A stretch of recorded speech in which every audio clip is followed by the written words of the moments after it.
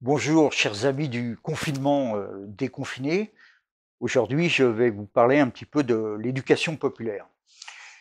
Alors, tout d'abord, je vais commencer par faire référence à un écrivain, le père de la pensée utilitariste, William Godwin, le père de la romancière Mary Shelley, connu évidemment pour son ouvrage sur Frankenstein. Donc William Godwin, le premier, notait que les gouvernements cherchaient à influencer les opinions via une surveillance plus ou moins active de l'éducation. Plus tard, d'autres diront que finalement l'éducation nationale n'est rien d'autre que l'agence de publicité du gouvernement. Donc, il s'agit bien d'effacer toute pensée critique. Tout d'abord, un constat. Que nous a révélé la crise du Covid? La crise du Covid nous a évidemment révélé que la mondialisation brise les liens sociaux, dissout la communauté citoyenne, rejette les solidarités. Au-delà des problèmes médicaux, nous avons pu voir aussi à quel point, à travers les manifestations contre le racisme, corporatistes, comme celle des policiers et les affrontements ethniques, à quel point le vivre ensemble, finalement, n'existe qu'en période de croissance. Comment pourrait-il en être autrement, puisque l'économisme est triomphant et l'économie est une maîtresse tyrannique. Donc, comment faire pour recimenter un milieu social détruit par l'individualisme économique véhiculé par le néolibéralisme? Eh bien justement, c'est par l'éducation populaire. L'éducation populaire a pour finalité de donner à chacun de s'approprier un savoir et une culture qui est pensée par et pour le peuple. Voilà ce qu'est l'éducation populaire.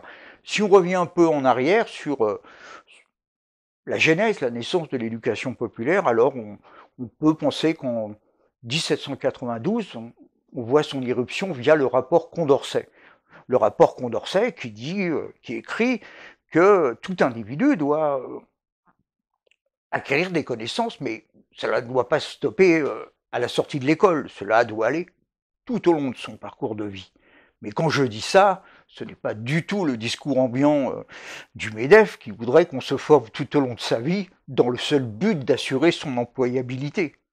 Donc cela n'a rien à voir. Ce qui m'a énormément frappé, moi qui étais un petit peu au cœur des mouvements sociaux de cette année et de l'année précédente, et donc de nombreux contacts avec notamment les Gilets jaunes, c'est que j'avais devant moi, en permanence, des gens qui pour la plupart étaient autodidactes, avaient connu des situations d'échec scolaire, et donc propulsés vers le précariat. Et en un an de temps, ils avaient acquis une masse de connaissances, ils étaient capables de me parler de circulation monétaire, d'inflation, de dette, et pour certains même de monnaie complémentaire.